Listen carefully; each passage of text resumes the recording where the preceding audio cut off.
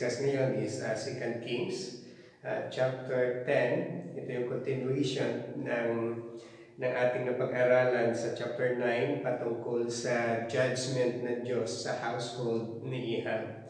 So, basahin ko yung verse 18 hanggang verse 28, ngunit ang ating pag-aralan o yung ating i-discuss ay from verse 1 hanggang verse 36. So muli, kung may Biblia kayo dyan, pakibuksan na lamang sa 2 Kings, chapter 10, verse 18, sabi dito, Then Jehu gathered all the people and said to them, Ahab served Baal a little. Jehu will serve him much.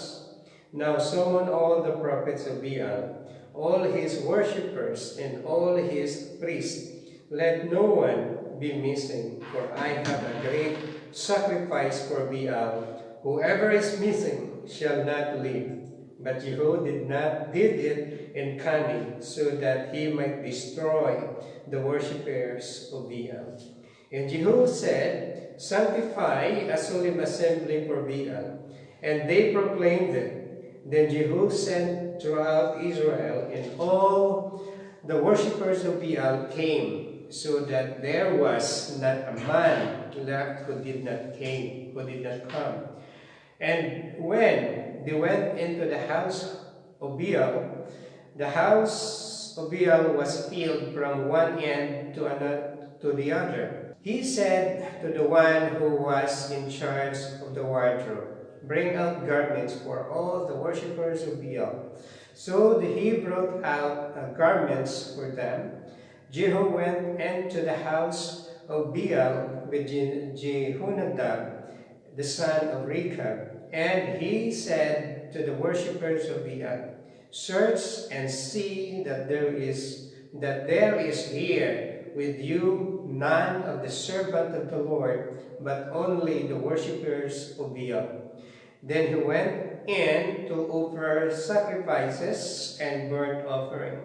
And Jehu had stationed for himself 80 men outside, and he had said, The one who permits any of the men whom I bring into your hands to escape, shall give up his life in exchange. Then it came about, as soon as he had finished offering the burnt offering, that Jehu said to the guard and to the royal officers, Go kill them with the edge of the sword. And the guard and the royal officers threw them out, and went to the inner room to the house of Baal. They brought out the secret pillar of the house of Baal and burned them.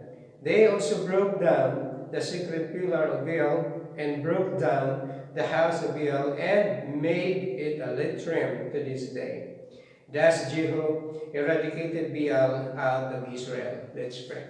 Our Heavenly Father, God, Lord, sa araw na ito muli, salamat Panginoon sa pagkakataong ito na ibinigay mo sa amin, na kami Panginoon ay makapakinig na iyong mga salita sa oras na ito, Ama. Lord, I pray na sa pamagitan, Panginoon, ng history, Panginoon, o story ng Israel, Panginoon, patungkol sa kung paano ka, Panginoon, kumilos at nilinis mo ang Israel, Panginoon, sa nagpasimuno o sa kasalanan na dala-dala, Panginoon, ng mga namuno dito, Panginoon. Salamat dahil sa pamagitan nito ay aming matutunan na ikaw na Diyos ay tapat sa iyong judgment at hinahatulan mo ang mga taong makasalanan at ang kasalanan na nagagawa ng mga tao, Panginoon. Salamat, Panginoon, dahil sa pamagitan nito ay aming maunawaan na ikaw na Diyos ay nais mo na maipakita sa amin na kami ay mamuhay sa katuwiran at sa sumunod sa iyong naisin sa aming buhay, Ama. Ama, muli, pagpalayan mo ang salitang ito at ito ay aming dalangin sa pangalan ng iyong anak na si Jesus, we pray. Amen and amen. So kung ating titingnan, bago tayo pumasok doon sa continuation ng ating pag-aaralan sa chapter 10, bigyan muna natin kayo ng kaunting background patungkol sa yung kasalanan na nagawa ng household ni Ahab laban sa ating Diyos. So kung nakita natin, kung tingnan natin at pinapag-aralan nung nakaraan ng mga buwan, ang 1 Kings chapter 16 verse 29 to 33, dito naisaad kung gaano kasama ang ginawa ni Ahab dahil siya ay nag-asawa sa kay Jezebel, na kung saan si Jezebel ay mayroong tinatawag natin na pagsamba sa Diyos-Diyusan, na yung kanilang Diyos ang pangalan ay si Baal. So ito ay dinala ni Jezebel sa Israel at in-embrace ni Ahab ang paniniwalang ito at yung pagsamba na ito, at ito ay nagiging laganap sa tinatawag natin na mga Israelita. At sabi nga sa 1 Kings chapter 18 verse 18, ito yung nagdulot kung bakit napalayo ang mga Israelita sa pagsamba at paglilingkod sa tunay na Diyos, dahil nga si Ahab ay in-implement niya yung tinatawag natin na worship na ni Baal sa lugar na kung saan siya ay namumuno. At dito, dahil nagalit ang Panginoon sa kanyang ginagawa na kung saan siya ay nagiging way para i-lead ang mga tao sa paglayo sa Panginoon, ay in chapter 21 verse 19 to 26 ay dito natin nakita yung pronouncement ng ating Panginoon ng kanyang judgment sa household na Ahab, na kung saan ang sabi nga niya doon ay yung kanyang mga anak na mga lalaki ay ito ay lahat ng ito ay mamamatay. So katulad sa nangyari sa tinatawag natin na judgment ng Diyos sa pamamahay o sa household ni Jeroboam. At dito din nakita natin na kung saan in chapter 22, verse 34 to 38, si Ahab ay namatay during ng time ng kanilang battle against sa mga tinatawag natin na kanilang kaaway, which is yung kapanahonan yung mga Iranians. At dito nagsimula yung ang judgment ng ating Panginoon sa household ni Ahab at nagsimula sa kanyang pagkamatay. And then, kung balikan natin at pumunta tayo sa 2 Kings chapter 9, verse 1 to verse 10, dito natin nakita na kung saan yung pinangako ng Panginoon na magpapalit sa kaharian ni Ahab at yung maglilinis ng kanyang pamilya, ng kanyang household. At dito na pumasok sa yung tinatawag natin na si Jehu, na isa sa mga commander ng Israel ng kapanahunan. At dito nga inanoint siya na servant ni Elisha, at ang kanyang layunin, yung kanyang task is from verse 7 to verse 9. At ang sabi nga dito sa verse 7 sa 2 Kings chapter 9, "You shall strike the household of Ahab, your master, that I may avenge the blood of my servants and the prophets, and the blood of all the servant of the Lord at the hand of Jezebel. For the whole house of Ahab shall perish, and I will cut off Ahab every male person, both bond and free in Israel. I will make the household of Ahab like the household of Jeroboam, the son of Nebat, and the household of Baasha, the son of Ahijah." So dito, ito yung mission o yung layunin, ang binigay na trabaho ng Diyos kay Jehu, na kung saan ay sa pamagitan ni Jehu at kanyang pamumuno ay lilinisin niya ang pamamahay ni Ahab at mapapatay yung lahat na tinatawag natin na mga angkan na ni Ahab para ma-fulfill yung pinangako ng Panginoon na ang kanyang mga anak ay kanyang mga anak at yung kanyang mga descendant ay mamamatay dahil sa kasalanan na kanyang ginawa. So si Jehu ay isa sa mga tinawag natin na ginamit ng Diyos na instrument para taguyod yung tinatawag natin na judgment na kanyang pre-pronounce against sa household ni Ahab. Kaya kung nakita natin Yung kasunod na pangyayari ay from verse 22 hanggang verse 25. Nakita natin dyan na yung anak ni Ahab na si Joram ay napatay ni Jehu dahil ito yung inutos ng ating Panginoon. And from verse 30 to verse 37 ng chapter 9 ay yung kasunod naman is yung asawa ni Ahab na si Jezebel. At ito din ay nung hinulog siya ng kanyang mga attendant sa bintana at ang kanyang katawan ay kinain ng aso. At ito yung katuparan na kung saan dahil sa ginawa nila kay Nabot ay binalik ng Diyos sa kanila yung kaparusahan. Kaya bago tayo dumating dyan sa chapter 10, so naunawaan natin yung reason kung bakit nais ng Panginoon linisin ang sambahayan ni Ahab sa kanilang ginawang pagdala ng kasalanan sa bansa ng Israel. At the same time, at kung paano niya dapat linisin din ang Israel sa influence na kasalanan na dala ni Ahab at ang kanyang household sa bayan ng Israel noong kapanahunan. Kaya sa araw nito, yung title ng ating message is God's Judgment is Precise and Definitely Just. So, ang judgment ng ating Panginoon, talagang accurate yun, yung judgment ng Panginoon. Hindi yan nagmimintis. At hindi yan pag sinabi nating accurate at precise,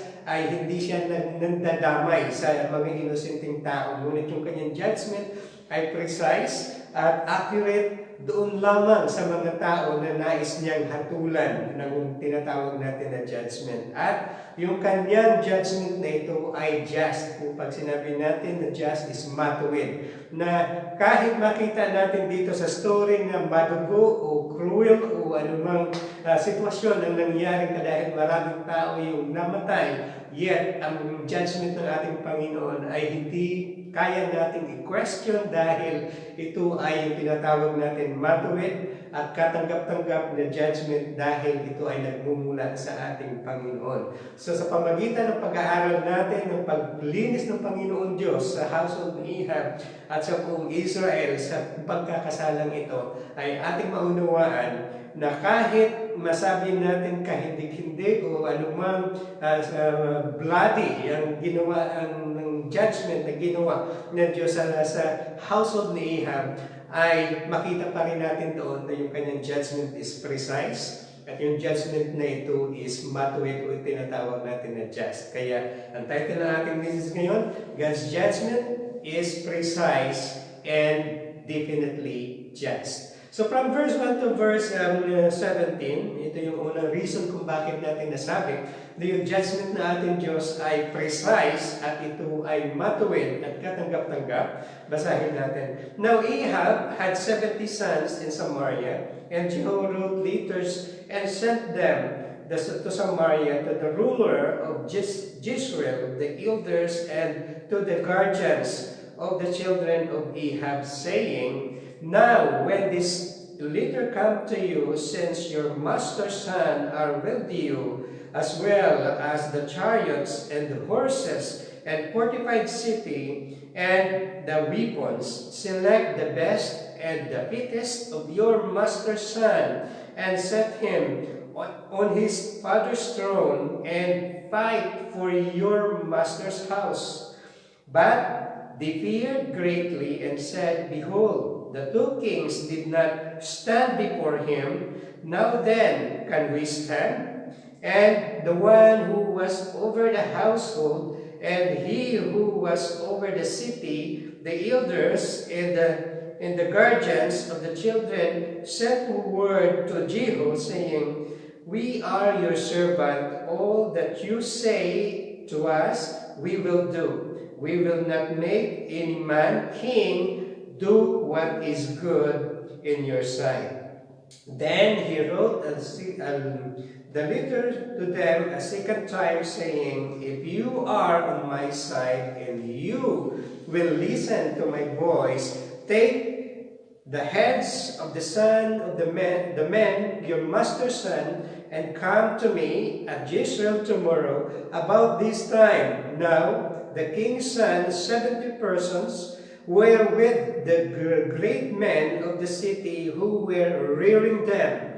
When the letter came to them, they took the king's sons and slaughtered them 70 persons and put their heads in baskets and sent them to him at Jezreel. When the messenger came and told him, saying, "They have brought the heads of the sons king's sons," he said, "Put them in two heaps at the entrance of the gate until morning." Now in the morning he went out and stood and said to all the people, "You are innocent. Behold, I conspired against my master and killed him, but who killed all this? Now know then that there shall fall to the earth nothing of the word of the Lord, which the Lord spoke concerning the house of Ahab, for the Lord has done what he spoke through his servant Elijah." So Jehu killed all who remained of the household of Ahab in Jezreel, and all his great men and his acquaintances and his priests until he left him without a survivor. So dyan muna tayo from verse 1 to verse 11. So kung nakita natin, namatay na yung hari na si Joram, at namatay na rin yung isang hari na si Ahaziah, na kaibigan ni Joram, which is hari na tinatawag natin na Judah, at namatay na rin yung asawa ni Ahab na si Jezebel.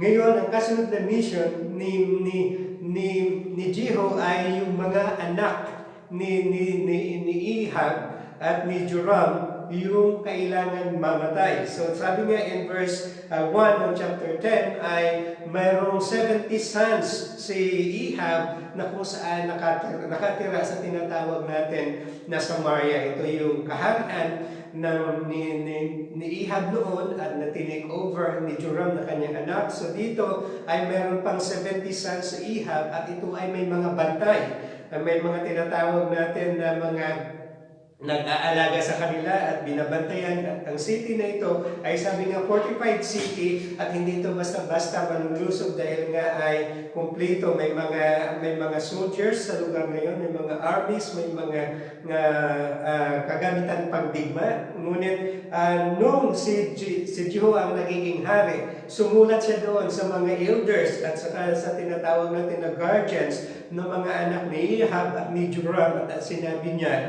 ay para magiging fair yung tinatawag natin na laban sa kanila, sabi niya, maghanap kayo na tinatawag natin the fittest, yung pinaka-strongest at ang pwede na magiging hari, na pwede nila iluklok sa na magiging kasunod na hari kapalit ng kanilang tatay na si Joram.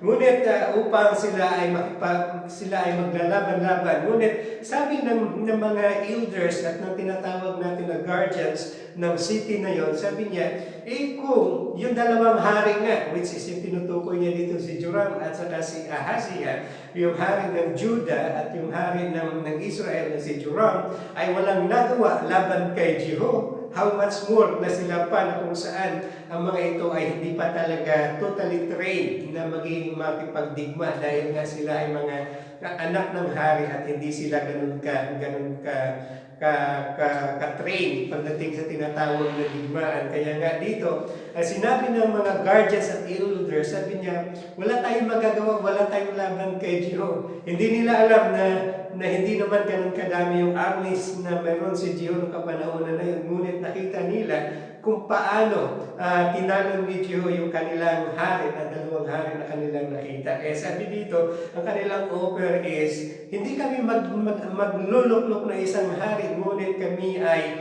magiging servant mo. At kung ano yung sasabihin mo, ay gagawin namin. Kaya dito, dahil sa kanilang pagtangkilik at pag-aksa sa tinatawag natin na nais ni Jehu na mangyari, sabi ni Jehu, sumulat sa pangalawa. So sabi niya, kung nais nyo na kayo ay magiging servant ko, sabi niya, ay bukas na bukas, in 24 hours, sabi niya, ay dadalhin nyo sa akin yung 70 heads ng ulo ng mga anak ni Ahab at ni Joram sa Jezreel, na kung saan nandoon kasalukuyan si Jehu at doon siya magpapatuloy sa paglilinis ng kaharian o yung household ni Ahab. So, dahil doon sa kanyang utos at ang mga servant nito at ang guardians ng mga anak ni Ahab ay kanilang pinatay yung 70 sons na ito at tinanggalan ng ulo at dinalagay sa basket at dinala doon sa Jezreel. At sabi doon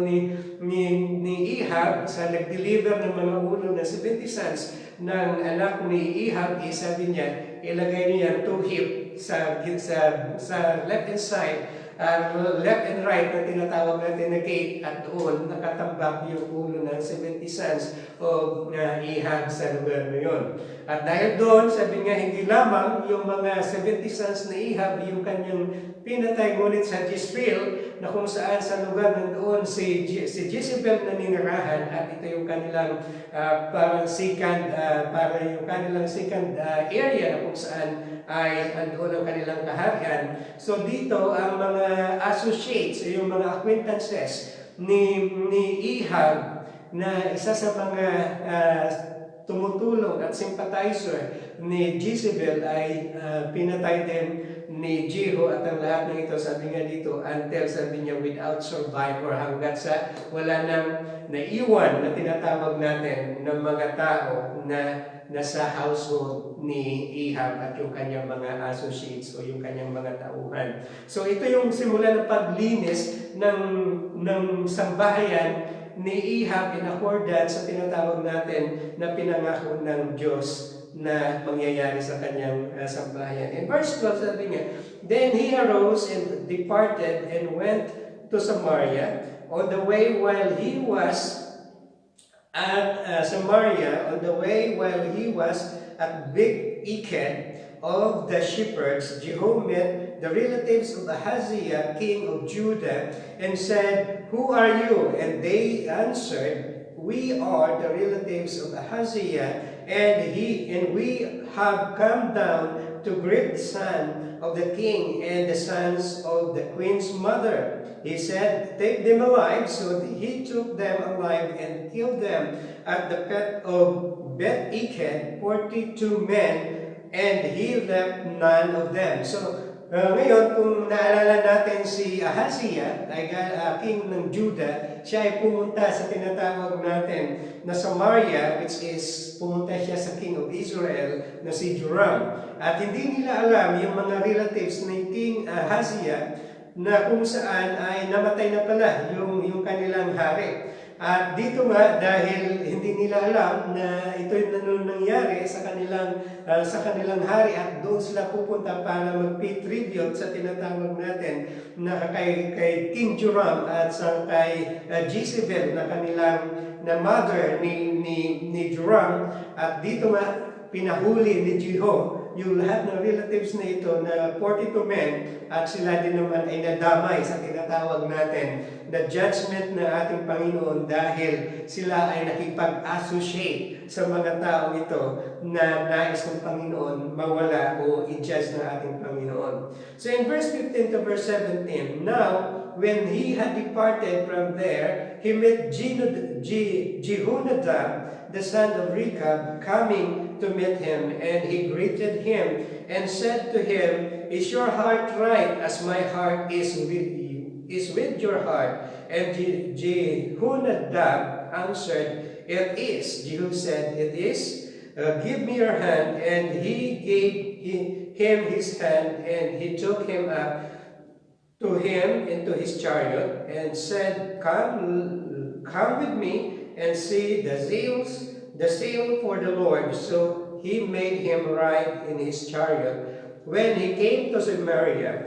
he killed all who remained to Ahab in Samaria until he had destroyed him, according to the word of the Lord which is spoken to Elijah. So dito, habang siya ay papunta na tinatawag natin na Samaria para ubusin yung mga descendant ni Ahab na kung saan doon yung kanyang kaharian, ay along the way na-encounter niya yung tinatawag natin na relatives ni Ahaziah, at doon ay kanyang pinatay. Habang pagkatapos doon ay papunta siya doon sa Samaria, ay kanya namang nakasalubong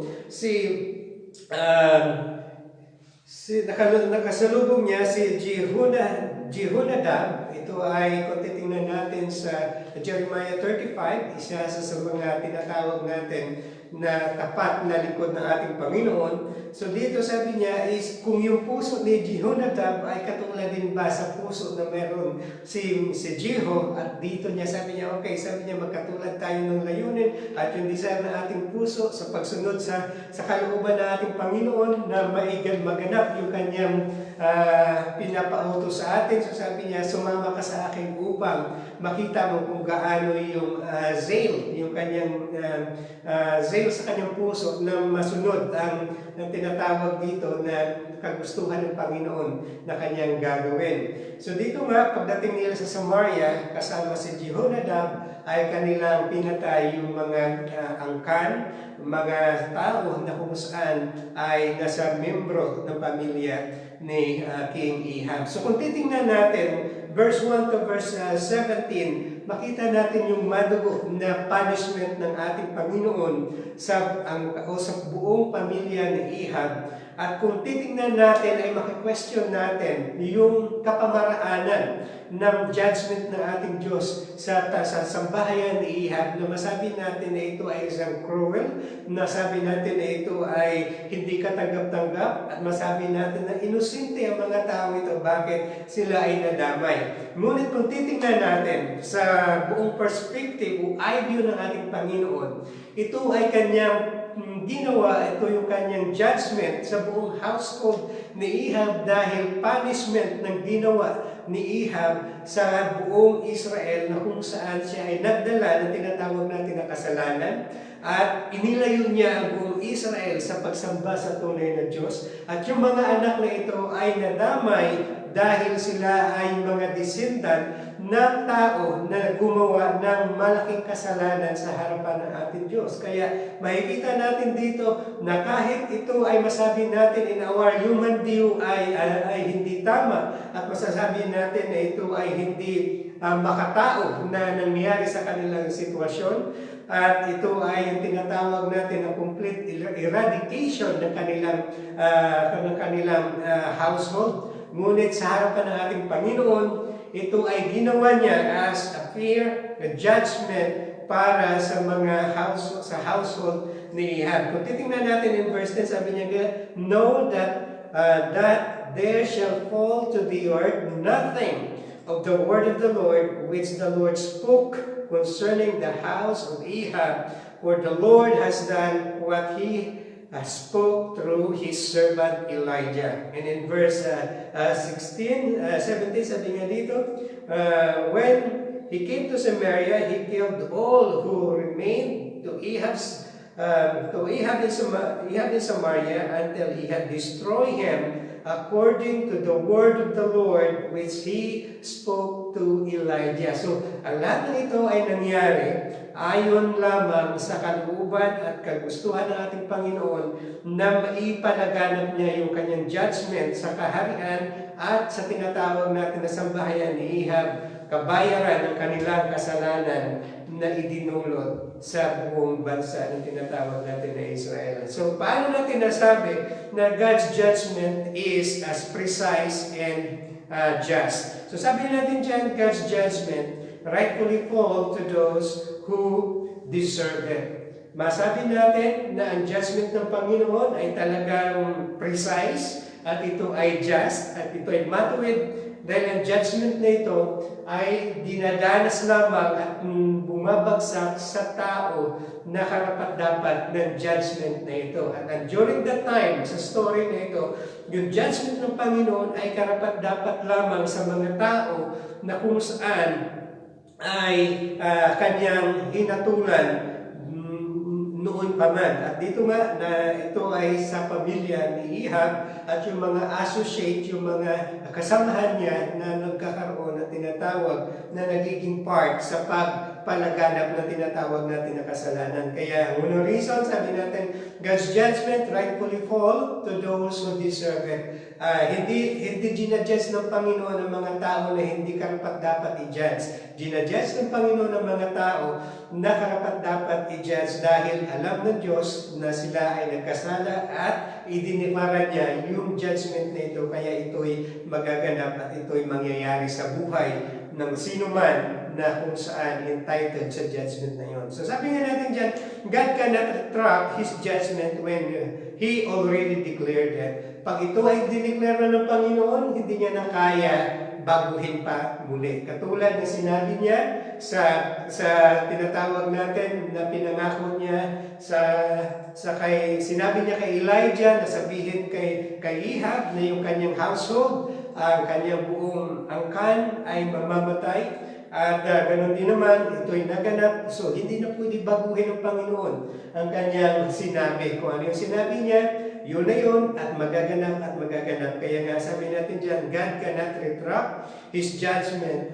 when He already declared it. Pangalawa is God's judgment is always right and beyond question. Ang judgment ng ating Panginoon, ito ay palaging tama, ito ay wala at walang sino man ang may kakayanan na i-question ang kanyang paghatol o yung kanyang judgment dahil ito ay nagmumula sa Diyos. At ang Diyos ang nakakaalam na tinatawag natin ng buong pagkatao ng tao natin at siya lamang, ang kanyang judgment lamang yung tinatawag natin na righteous judgment at walang sino man ang may kakayanan na i-question ito kahit masabi natin na hindi maganda sa ating paningin, kahit ito ay kahindik-hindik o kahit ito ay isang bagay na kung saan ay parang hindi maganda sa ating paningin. Ngunit kung ito ay judgment ng ating Panginoon, nobody can question it dahil ito ay nagmumula sa Kanya. Pangalawa is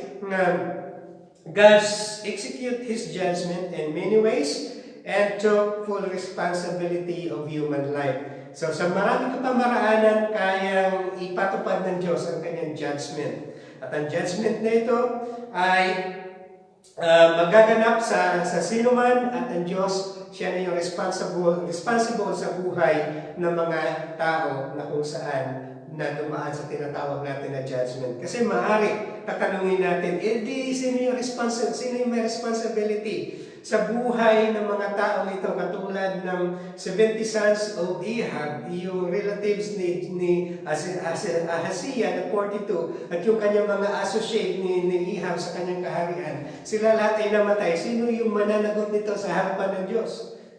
Sabihin mo si Jehu. Yan sabi nga dito ni Jehu in verse 10, dahil ito ay kalooban ng Panginoon, ito ay sinabi ng Panginoon, ito ay magaganap. So ibig sabihin, ang Diyos ay will take full responsibility sa buhay ng mga tao ito na kanyang hinatulan dahil siya ang Diyos na nagbigay ng buhay sa bawat isa sa atin. So muli, balikan natin kung bakit nasabi natin God's judgment is precise and definitely just. Dahil ang judgment ng Diyos, God's judgment, rightfully fall to those who deserve it. Dahil ang judgment ng Diyos ay binibigay niya sa mga tao who deserve that judgment. Ang judgment na yan ay kanyang pre-nounce, He cannot retract it. Ang judgment na yan is beyond our question, at ito ay palaging tama. At ang judgment na yan ay kanyang ini-execute in many ways, and He took full responsibility sa buhay ng bawat isa na dumadaan at dumanas o tumanggap na tinatawag natin na judgment. So we cannot question who will be responsible sa buhay ng mga ito. Ang Diyos lamang ang may full responsibility sa lahat ng buhay ng tao dahil siya ang nagpatupad ng tinatawag na judgment na ito. And verse 18 to verse 28, dito natin nakita, alam natin, ang kasunod na cleansing na ginawa ng Panginoon is yung pagsamba ng mga Israelita sa Diyos. So alam natin na yung lugar ng Israel was polluted sa tinatawag natin na pagsamba sa kay Baal, yung tinatawag natin na false worship at false god. At dito nga ay nais din ng Panginoon na linisin niya rin ang buong Israel sa mga pagkakasala o yung maling pagsamba na ito. Kaya nga dito, Jehu ay nagplano kung paano niya mapatupad yung tinatawag na judgment na ito na nais ng Panginoon na ipatupad sa Israel. So nagplano siya, so sabi niya, nagpretend siya, na sabi niya kung si Ahab ay nagsasamba at nagsiserve kay Baal ng hindi ganun kalaki at hindi ganun ka-faithful. So dito sabi niya ako, si Jehu sabi niya, ay magsiserve kay Baal even or greater sa pagsiserve ni tinatawag natin ni Ahab. Kaya dito pinatawag niya, naggawa siya ng sulat at pinalaganap niya sa buong Israel at pinatawag niya ang lahat ng mga tao na nagsasamba kay Baal at sabi niya, magkakaroon tayo ng worship, magkakaroon tayo ng assembly, tayo mag-o-offer kay Baal. Kaya ang lahat ng mga tao na nagsasamba at nanampalataya kay Baal, pumunta kayo sa temple na ito na itinayo ni Ahab at tayo mag-offer ng great sacrifice para sa kay Baal. Hindi nila alam na trinitrick lang sila ni Jehu para sila lahat ay pumunta. At nung sila ay pumunta na at napuno nga, sabi nga yung temple na ito umahapaw, napuno. Ang bawat sulok ng temple na ito ay napuno ng tao na sumasamba kay Baal. At sabi niya pa dito para makasigurado na walang servant ng Panginoon ang madamay sa kanyang plano. So sabi niya sa mga worshiper ni Baal, check sa inyong mga sarili kung sino ba ang totoo dito na nag-worship kay Baal at dapat walang sinumang servant ng Diyos ng Israel ang nandito sa loob ng lugar na ito. So pagkatapos na na-check na wala ng servant ng Panginoon sa lugar na yon, ay nagsimula sila sa kanilang tinatawag na ceremony sa pag-sacrifice sa kay Baal, sa kanilang mga sacrifices na ino-offer. So nagpasimula si Jehu, nagpipretend siya na siya yung mag-serve doon at pangunahan ng tinatawag natin na pagdaos ng ceremony. At pagkatapos na siya ay ang kanyang instruction sa kanyang 80 men na soldiers na kanyang kasama ay in-station niya sa bawat pintuan ng temple na ito. At sabi niya, walang sinuman ang makatakas sa loob ng temple na ito. At pagkatapos niya na mag-offer, lumabas siya at sinabi niya sa mga tao ito, pasukin niyo at patayin niyo lahat ang mga tao sa loob na yon. So pagkatapos nun ay maraming namatay na mga nag-worship kay Baal, and at the same time ay sinira nila yung kanyang temple at yung kanyang tinatawag natin na mga pillars at yung mga bagay na ginagamit nila sa loob para sa pag-offer kay Baal. At sabi nga dito in verse 27, yung mga bagay, utensils na ginagamit nila dun sa loob ay ginamit nila na parang portable toilet o toilet ng mga kapanahonan na yun. At doon, na-eradicate, sabi nga na-eradicate, na alis yung pagsamba kay Baal sa loob ng Israel sa panahon ni Jehu. So makita natin na talagang yung judgment ng Panginoon sa makasalanan, sa sinners at sa kasalanan na ginagawa ng tao ay talagang hindi kaaya-aya sa ating paningin dahil kung titingnan natin, 1,000 ng mga tao na sa loob ng temple was killed dahil sila ay sumasamba sa tinatawag natin na Diyos-Diyosan. Sila ay nag-offer ng maling worship sa hindi tunay na Diyos. Kaya ito, isa sa pangapakan ng ating Panginoon Diyos na linisin at ipatupad ang kanyang judgment sa mga tao na gumagawa ng kasalanan, sa mga tao na nagsasamba sa Diyos-Diyosan, sa mga tao na nag-offer ng kanilang worship sa hindi tunay na Diyos. Kaya ito ay isang magandang reminder sa atin na ang Diyos ay kaya niyang linisin at kaya niyang ipatupad ang kanyang judgment sa mga tao na mga hindi sumusunod at kumikilala sa Kanya. Kaya pangalawang point kung bakit natin nasabi that God's judgment is precise and just is this: God's judgment eradicate evil and restore righteousness. Ang judgment ng ating Panginoon ay inaalis niya yung tinatawag natin na makasalanan o yung gawa ng kaaway o gawa ni Satan at ipinapalit niya yung tinatawag natin, i-restore niya yung righteousness. Katulad nung ginawa niya dito sa story ng 2 Kings chapter 10 from verse 18 to 28 na kung saan ang lahat ng worshiper na Baal ay kanyang ay namatay at na-eradicate ang maling pagsamba na ito sa bayan ng Israel at in-restore niya muli yung tinatawag natin na totoong pagkilala at pagsamba sa tunay na Diyos. So sabi natin ang God's judgment, eradicate false worship and false faith. Ang judgment ng ating Panginoon, ito'y umaalis sa tinatawag natin na maling pagsamba at maling panampalataya.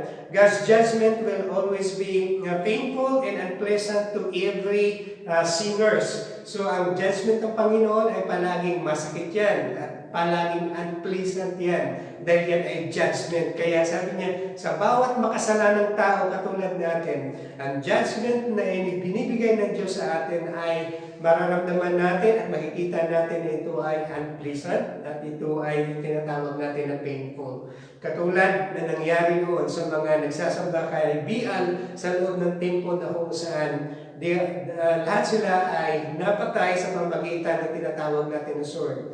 And then God's judgment will remind us that He alone deserves our worship. Ang judgment ng ating Panginoon will always remind us na siya lang dapat ang pwede natin pagkakatiwalaan, na siya lang dapat yung ating sasambahin dahil siya ang totoong Diyos. So kung nakita natin from verse 1 to verse 28 ay yung total na paglinis ng buong sambahayan ni Ahab sa pronouncement ng judgment ng Diyos. Ang pangalawa ay yung paglinis ng Diyos sa buong sambahayan o sa tinatawag natin buong bansa ng Israel na kung saan ang lahat ng mga tao na nag-worship kay Baal ay kanyang hinatulan ng judgment at sila'y namatay at nawala yung tinatawag natin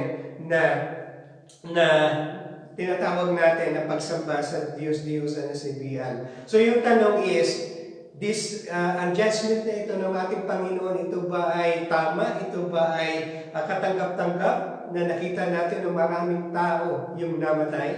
Yet, sa view ng ating Panginoon, ang kanyang ginawa, this is His rightful judgment at walang makakapag-question ito dahil alam niya na mga tao ito ay makasalanan at mga tao ito ay gumagawa ng mga bagay na hindi karapat-dapat o aya-aya sa harapan ng ating Panginoon. Kaya ang kanyang judgment ay unquestionable, beyond question ang kanyang judgment dahil ang Diyos na meron tayo, siya yung nais niya na linisin ang kanyang bayan o yung Israel, yung kanyang chosen people, at kailangan niyang i-restore muli ang tamang pagsamba at pagkikilala sa tunay na Diyos. In verse 29 to 35, basahin natin.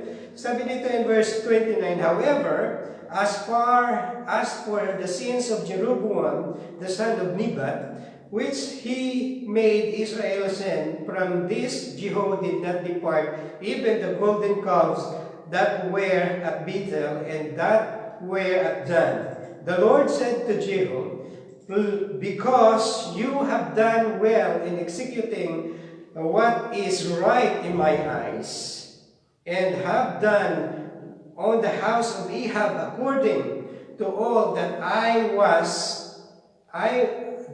in my heart, your sons and of the fourth generation shall sit on the throne of Israel. But Jehu was not careful to walk in the law of the Lord and God of Israel. With all his heart, he did not depart from the sins of Jeroboam, which he made Israel sin. So kung makita natin dyan, si Jehu, ang kanyang obedience sa ating Panginoon, yung kanyang pagsunod sa ating Panginoon, ay hindi niya natapos hanggang sa kahuli-hulihan. Dahil sabi nga dito, he failed as well to eradicate yung tinatawag natin na kasalanan na minana ng Israel kay Jehoram or kay tinatawag Jeroboam at na kung saan yung kanilang pagsamba sa tinatawag natin na golden calves na kanyang nilagay sa tinatawag natin doon na Bethel at Dan. Ang reason na ito para nung panahon na nagkaroon yung unang split, yung Israel sa Judah, ay para hindi bumaba yung other 10 tribes ng Israel sa Judah para mag-worship, kaya nagtayo sila na tinatawag nila na temple at nilagay nila ng golden calves na to, yung ginto na baka, at dito kinapi nila yung mga ceremonies na ginagawa sa Judah para hindi na makababa yung mga tao. So ito ay hindi naalis ni Jeho ng kapanahonan niya. At sabi nga dito, yung kanyang puso ay hindi talagang lumakad ng matuwid ayon doon sa kalooban ng Panginoon. Kaya ang kanyang buhay ay hindi talaga totally na nagiging successful. He obeyed God from the beginning, ngunit at the end of his life ay hindi niya masyado nagawa ang kalooban ng ating Panginoon. But hindi nakalimutan ng Panginoon ang kanyang pinangako. Kaya nga in verse 30, sabi niya doon, dahil sa kanyang ginawa na pagsunod sa kanyang kalooban ng Panginoon, sa utos ng Panginoon, kaya sabi niya, yung mga anak until the 4th generation will reign in Israel at sila ay nagiging hari. Kaya sabi nga natin dyan, ang pangatlong reason kung bakit yung judgment ng Panginoon is precise and just. Sabi na nila, God rewards those who wholeheartedly obey His will. Kagandahan din sa ating Panginoon ay hindi niya nakakalimutan yung kanyang mga lingkod na sumusunod sa kanya ng lubusan. Kaya ang tao na sumusunod sa kanya ng buong puso ay kanya din naman binibigyan ng reward. At ito ang nangyari dito sa buhay ni Jeho, na kung saan dahil sa kanyang pagsunod na siya ay nagiging isang way ng Panginoon to execute yung kanyang judgment sa household ni Ahab, siya ay binigyan ng tinatawag natin na reward ng Panginoon, na pinagpala ng Diyos yung kanyang pamilya, yung kanyang sambahayan, at na kung saan ipinangako ng Diyos na hanggang sa 4th generation ng kanyang pamilya, ang kanyang pamilya ay maghahari sa Israel. Kaya sabi natin, God's reward those who wholeheartedly obey His will. God will not forget to bless and honor those who are faithful and obedient to His will. Alalahanin din natin na hindi tayo makakalimutan ng Diyos. Pag tayo ay sumusunod at ginagawa ang kalooban ng Panginoon, hindi niya rin tayo kalimutan na pagpalain katulad ng kanyang ginawa na pagpala niya sa buhay ni Jeho. Pangalawa, God wants us to learn from the mistake of others and remind us of their downfall. So, ito na yun, na nais ng Diyos na hindi lamang that He will reward us sa pag tayo ay sumusunod sa Kanya at nagsasabit sa Kanyang kalooban, ngunit nais niya rin na matuto tayo sa mistakes na ginawa ng ibang tao, katulad dito sa ginawa ng household ni Ahab, na dapat nating matutunan na pag tayo ay patuloy na lumalabag at nagkakasala o ginagawa ang kasalanan intentionally to provoke God, ay magkakaroon tayo ng judgment na hindi kaaya-aya. At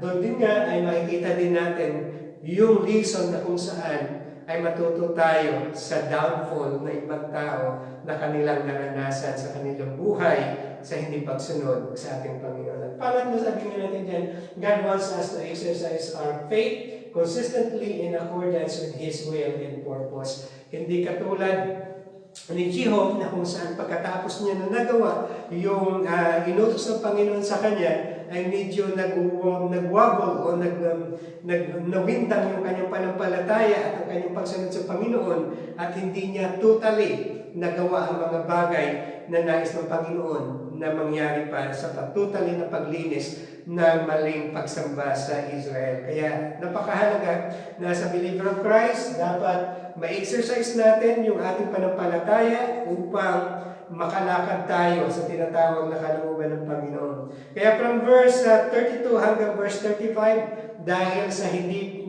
totally na pagsunod ni Jeho sa kalooban ng Panginoon, yung kanyang puso ay hindi totally na nagawa yung kanyang total na pagsunod sa Panginoon, ay unti-unti na kinakain ng ng kanilang enemy yung mga territory na meron sila upang lumiit ang kanilang ginagalawan sa kanilang bansa. At the same time, at si Jeho ay namatay din after 28 years na kanyang paghahari. So makikita natin muli, kung babalikan natin yung ating pag-aralan, God's judgment is precise and and definitely just. Ang judgment ng ating Panginoon, palagi yan precise, hindi yan ang dadamay ng sinuman, ngunit ito ay nakatalaga kung kanino dapat bumagsak ang judgment na ito. At pag bumagsak ang judgment na ito ay matuwid, ito ay righteous, at walang sinuman ang makakapag-question ng judgment ng ating Panginoon. Kung sabi nga natin dyan, God's judgment is rightfully fall to to those who deserve it. Nakakatanggap tayo ng judgment dahil ito ay karapat-dapat na dapat nating matanggap dahil ito ay nagmumula sa ating Panginoon. When God declares His judgment, no, He will not retract it.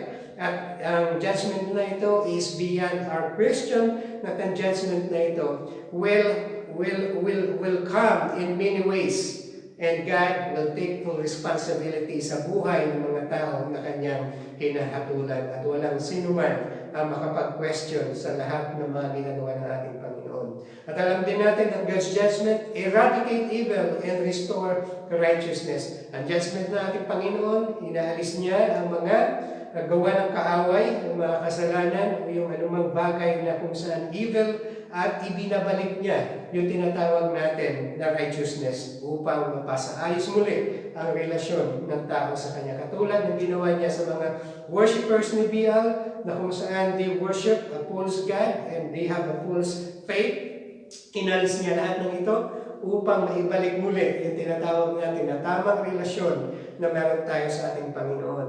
At ang judgment ng Panginoon ay napaka-precise at just dahil pag tayo sumunod sa Kanya, pag tayo ay ginawa yung Kanyang kalooban, He will not forget to reward us sa lahat ng mga bagay na ating ginagawa. Katulad ng ginawa niya sa buhay ni Ahab, dahil sa pagsunod ni Ahab, He blessed Ahab and his whole household until the 4th generation dahil sa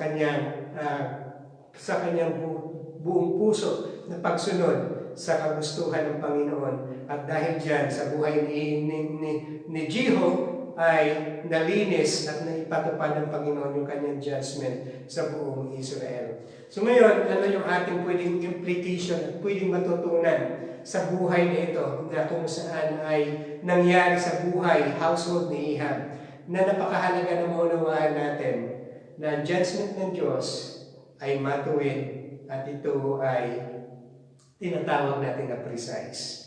Pag tayo ay nagkasala, pag tayo ay patuloy na lumalabag at gumagawa ng kasalanan that provoke God, expect that at the right time, yung judgment ng Panginoon will fall sa atin. Magiging ito man ay kahindik-hindik, kung magiging ito man ay painful, magiging ito man ay unpleasant, that judgment will come. At ito ay tama lamang dahil ito ay nagmumula sa ating Panginoon. So nais ng Diyos na makita natin that we should learn from the mistakes of others and see yung kanilang downfall. So kung ayaw natin na maranasan natin sa ating buhay yung judgment ng ating Panginoon at ayaw natin na maranasan ng ating household yung cleansing na ito, yung judgment na ito na pwede nating maranasan, ay napakahalaga na talikuran na natin yung mga maling gawain.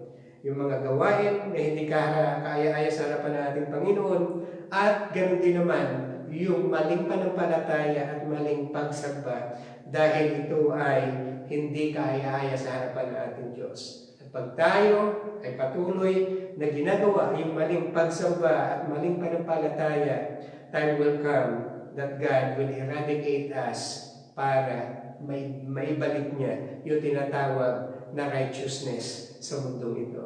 Kaya muli, sa araw na ito, God's judgment is precise and definitely just. Anuman ang kahatulan ng ating Panginoon, yung judgment niya ay palagi ang precise. Walang question yan, accurate yan. At yan ay matuwid at katanggap-tanggap dahil ang judgment na ito ay nagmumula sa ating Panginoon. Let's pray. O Heavenly Father, Lord, sa araw na ito, muli, nagpapasalamat kami sa pagkakataon na binigay mo sa amin, naming maunawaan at nakita, Panginoon, ang mga mistakes na ginawa ng mga tao ito, Panginoon, from the past, na dapat namin isang puso, Panginoon, na pag kami ay patuloy na gagawa ng mga bagay na hindi kaya sa iyong harapan, we will as well face judgment, Panginoon. At ang judgment na ito ay hindi kaaya-aya, unpleased ang Panginoon, magiging ito ay painful para sa amin. Lord, dalangin namin, help us to learn from the mistake of others and open our eyes to say, they're doubtful, Panginoon, upang hindi na namin, Panginoon, maranasan pa ang mga bagay na ito.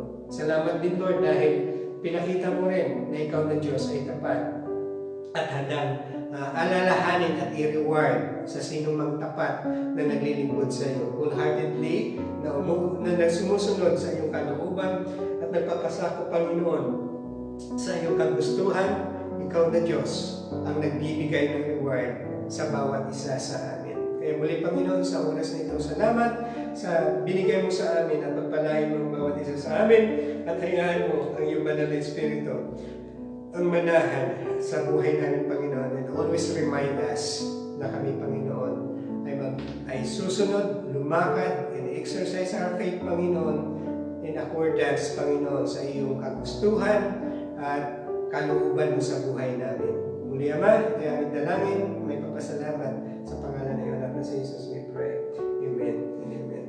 So, God bless po sa ating lahat at God bless sa lahat ng ating mga kapatiran na may kaarawan sa buwan ng February. God bless po.